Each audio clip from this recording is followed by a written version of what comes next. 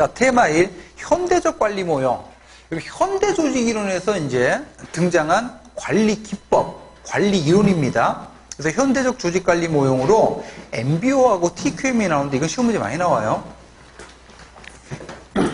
자, 먼저 다시 현대적 관리 모형이다 보니까 기본적으로 X이론, Y이론에 근거예요. 자기실현적인 인간관에 근거하는 이론입니다. MBO든 TQM이든. 자, 그래서 먼저 MBO 뭐의 약자예요? Management by Objective, 목표에 의한 관리라고 번역을 하는데, 자, 개념 맥그리거와 드러커가 정립했다. MBO는 많이 중요해요.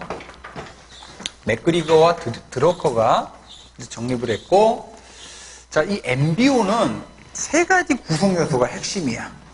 자, 먼저 부하들을요, 다시 전통적인 조직 관리에서는 부하들을 기계의 부속품, 합리적 경제적 인간으로 취급한 다음에 일방적으로 명령 지시하고 감시 감독했죠. 그죠? 통제했죠. 근데 이제 이 MBO는 그렇게 안 해요. 부하들을 의사결정 과정에 참여시켜요. 참여 동그라미. 이런 의사결정 과정에 부하들을 참여시킨다는 얘기는 부하를 X이론, Y이론으로 본다는 얘기죠. 그래서 MBO의 첫 번째 중요한 특징, 상하 조직 구성원들 간의 참여. 부하들을 참여시킨다는 얘기예요. 자, 이렇게 부하를 참여시켜가지고 상사하고 부하가 협의를 해서요, 부하가 달성해야 될 단기적인 목표를 명확하게 세워요. 단기적인 목표 동그라미.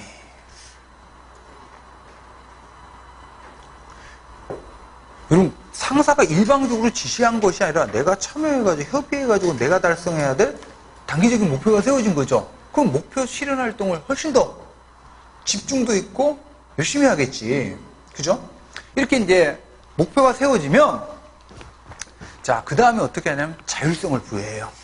자율성을 부여한 상태에서 자율적으로 목표 추구 활동을 하도록 하는 거지.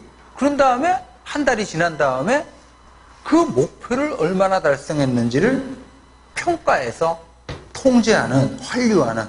그래서 둘, 넷, 다섯 번째 줄 평가 환류 동그라미.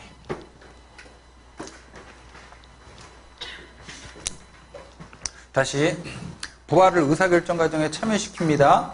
그래서 부하가 달성해야 될 단기적인 목표를 명확하게 세워요. 그 후 자율적으로 목표 추구 활동을 하도록 맡긴 다음에 목표를 얼마나 달성했는지를 사후적으로 평가해서 그걸로 이제 피드백하는 관리 방식. 자, 동그라미 2번. 기본적으로 어떤 인간관? Y론적 인간하고 자기실현적인 인간관. 그리고 이건 집권화된 관리 방식이 아니라 분권화된 거고, 뭘 특징으로? 참여. 자, 동그라미 4번이 중요한데, MBO 과정에서 중시되는 목표는에다가 네모. MBO는 말 그대로 부하를 참여시켜서 목표를 세우죠. 매니지먼트 바이 오브젝티브가 목표인데, 자, 이게 중요합니다. 부하를 참여시켜서 이제 부하가 달성해야 될 목표를 세우는데, 이렇게 해서 세워지는 목표는 좀 전에 어떤 목표라고 그랬어요? 단기, 장기. 단기적인 목표예요. 그리고 단기적인 목표는 되게 양적일까, 질적일까? 계량적인 거, 셀 수 있는 거, 카운트할 수 있는 거.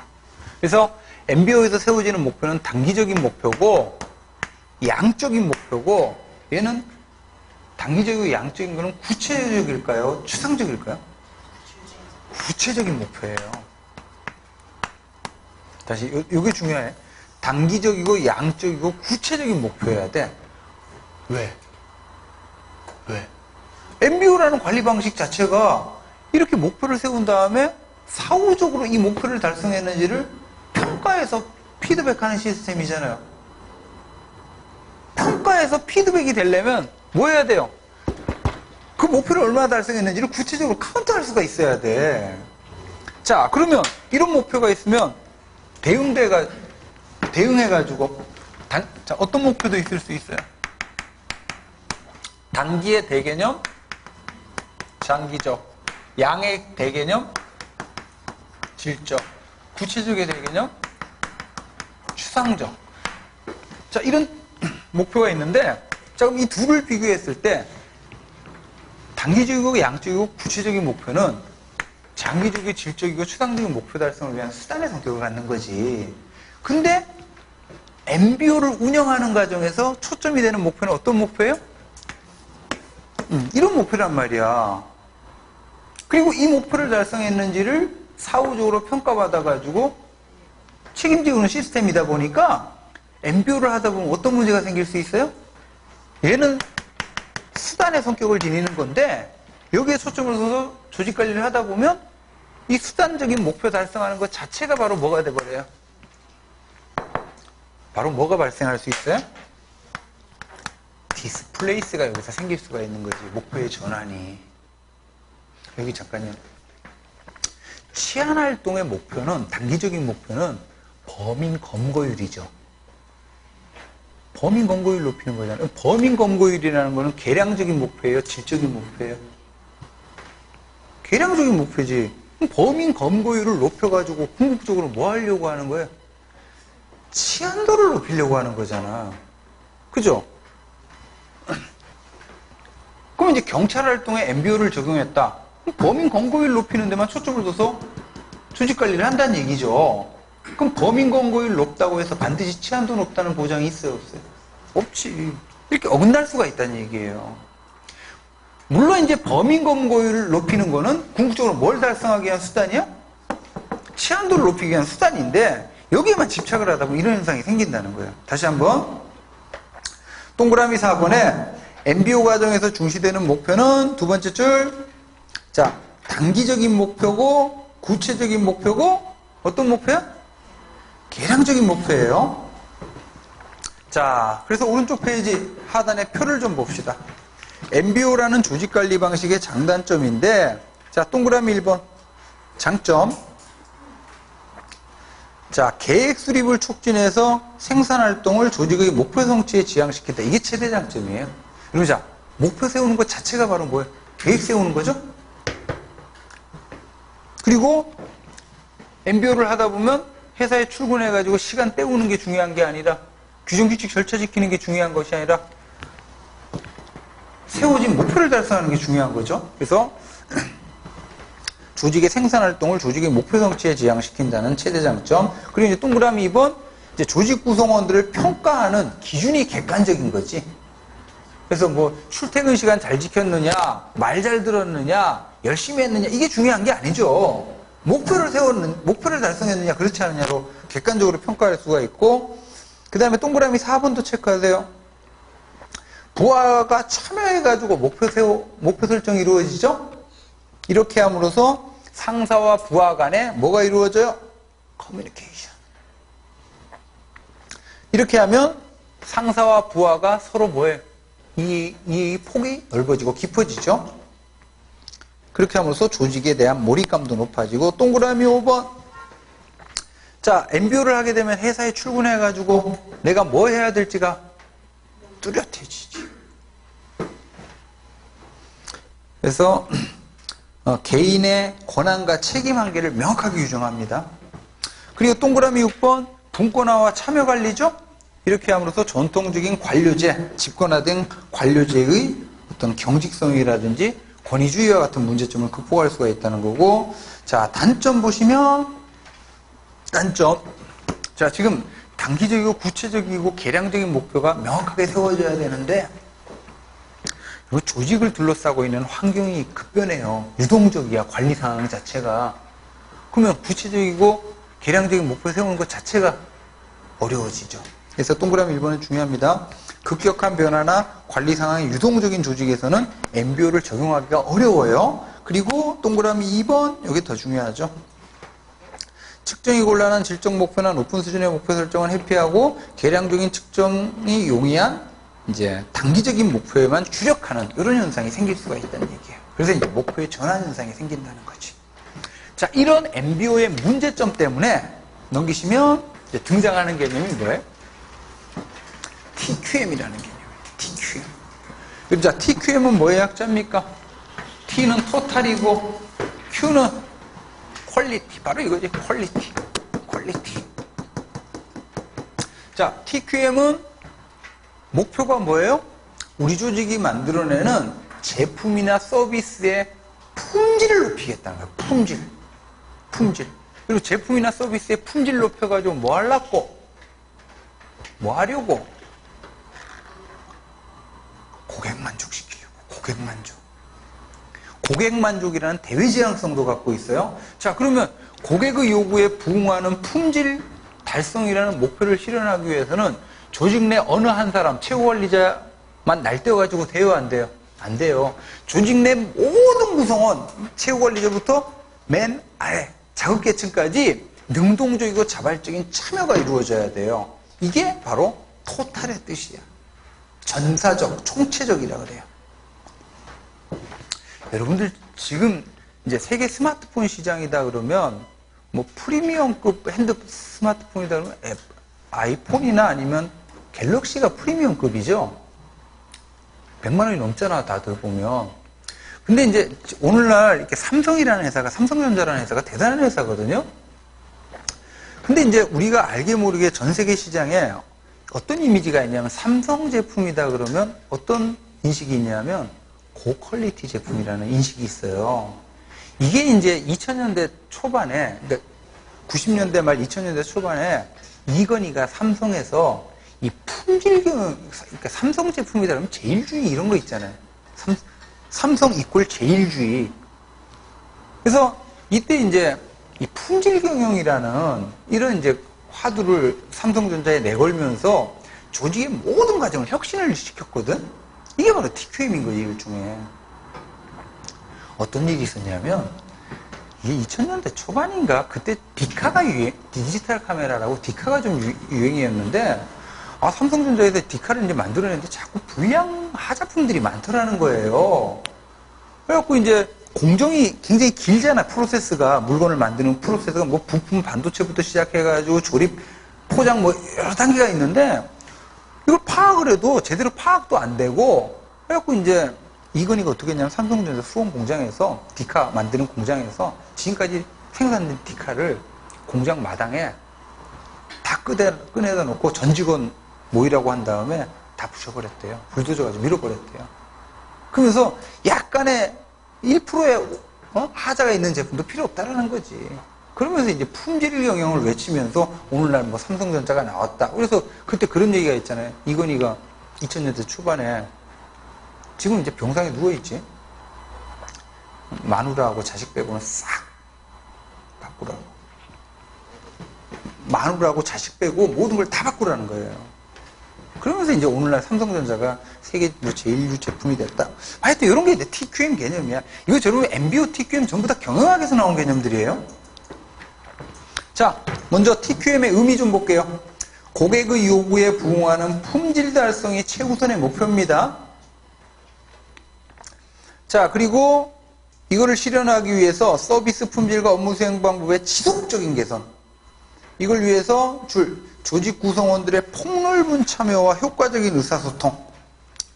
이게 바로 총체성, 전사성. 그래서 이따금씩 여러분 고속도로 같은데 이렇게 가다 보면 공장이나 기업들이 있잖아요. 그럼 이제 거기에 간판으로 이렇게 뭐 전사적 품질 관리를 위해서 우리 모두 매진합시다. 이런 뭐 구호도 써져 있고 그러죠. 자, 오른쪽 페이지 보시면 표예요. 첫 번째 표. 전통적 관리하고 총체적 품질 관리를 비교한 겁니다. 총체적 품질 관리에다 형광펜 동그라미. 자, 체크. 고객의 요구를 존중해야 돼요. 그 다음에 지속적인 개선이에요. 체크. 지속적 개선.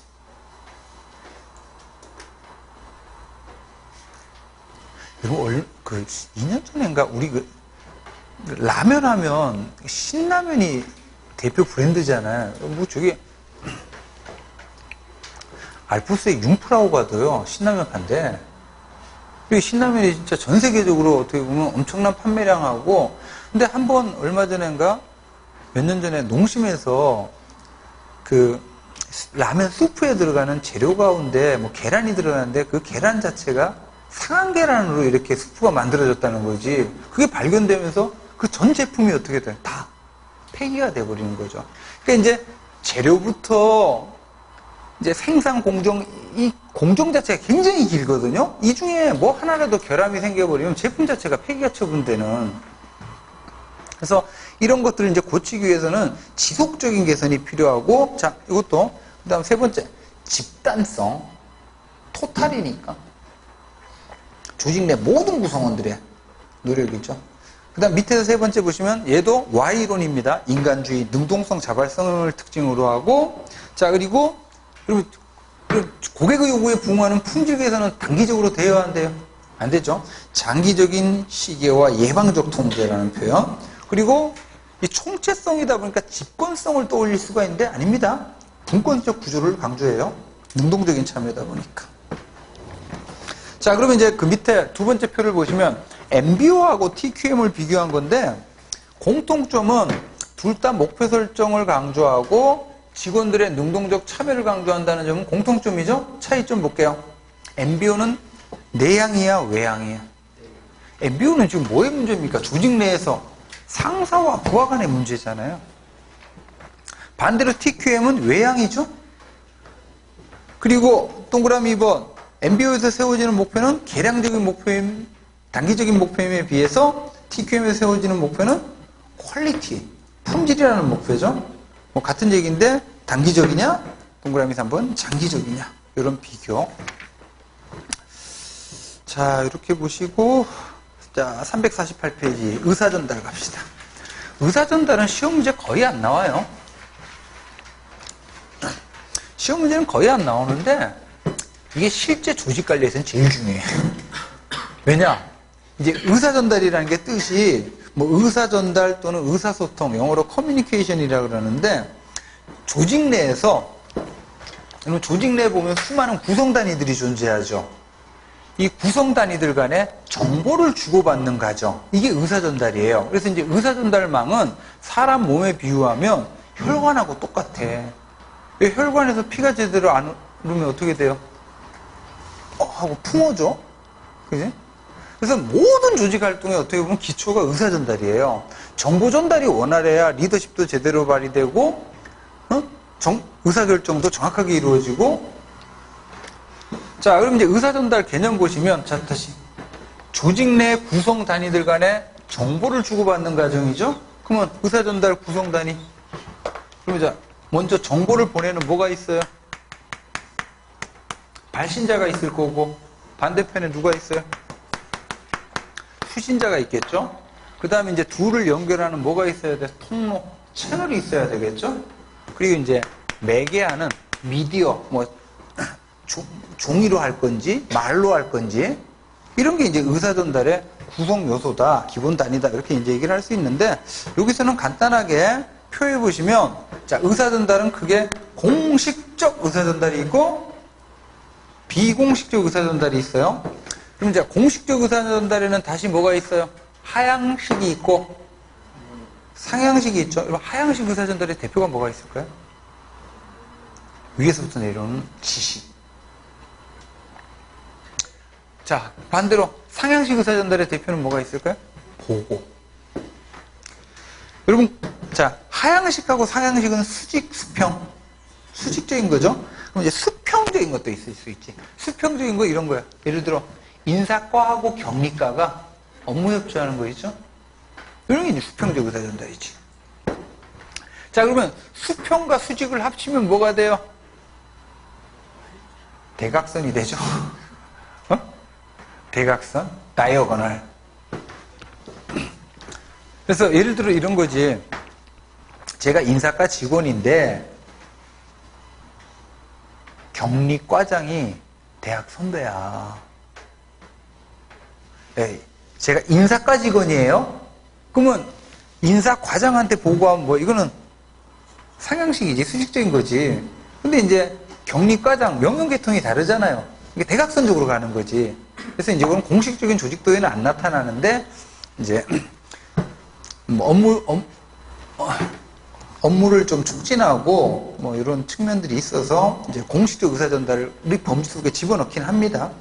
자, 공식적 의사전달이 있으면 반대편에 비공식적 의사전달. 비공식적 의사전달을 영어로 뭐라고 하냐면 그레이프 바인이라 그래. 포도농 쿨. 그러니까 이제 뭐 소문이나 풍문 같은 거 있죠? 소문이나 풍문. 그래서 뭐 이런 거 있잖아요. 뭐라 카더라 이런 거. 응? 이번에도 사람 죽었죠? 그 카더라 때문에.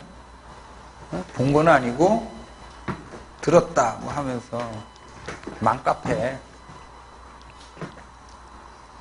참, 그렇게 다 비공식 의사전달 아니야.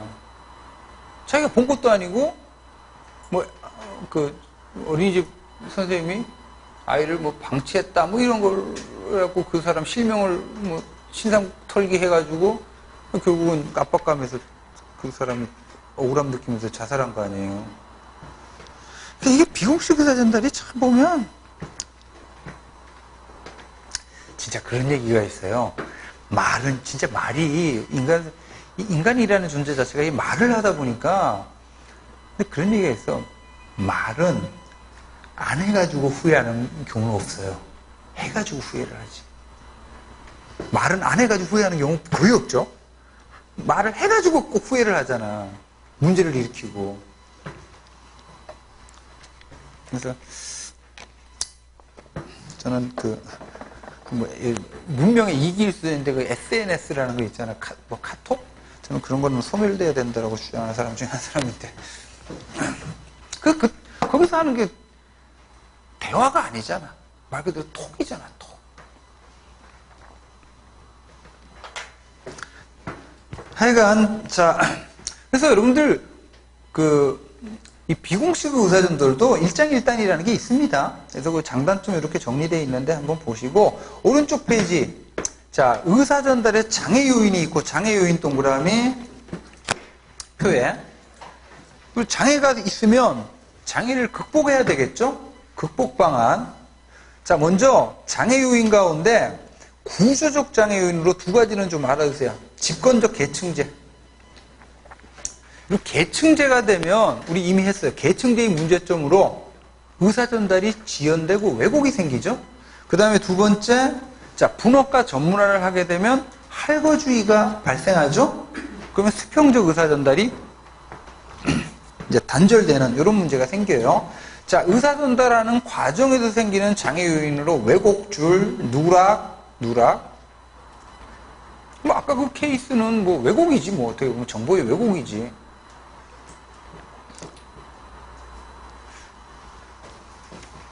그리고 이제 이 정보 전달할 때 자기가 직접 경험한 이게 이제 전해 들은 거 있잖아. 이건 진짜 조심해야 돼. 내가 전에는 들었는데 사실 확인을 안 한 상태잖아요. 그걸 또 전파를 해버리면 이제 일파만파가 돼버리는 거지. 그리고 이제 정보의 과부하, 또 이제 정보 수용의 거부. 사람들은 그런 성향이 있죠. 듣고 싶은 소리는 듣고 듣기 싫은 소리는 튕겨내려고 하는. 그래서 좀 그런 심리학자들 사이에서 그런 얘기도 있더라고요. 이 안 좋은 정보일수록요. 그러니까 긍정적인 정보가 있고 부정적인 정보가 있는데 똑같은 구성원들 100명을 놓고 실험을 했었어요. 확산되는 속도가 어떤 게 더 빠를까요? 안 좋은 정보가 훨씬 빨라요. 배는 빠르다 그러더라고요. 자, 그 극복 방안은 쭉 한번 읽어보세요. 뭐 왜곡 누락에 대한 대처, 정보 과부하에 대한 대처, 수용 거부에 대한 대처 이런 식으로 볼 수 있으니까. 자, 하여간 의사전달 이 파트는 그냥 좀 가볍게 보십시오. 자, 중요한 거는 350페이지 리더십인데 리더십은 시험 문제 꼭 한 문제 나와요. 그래서 요거는 다음 시간에 계속 이어서 좀 하도록 합시다.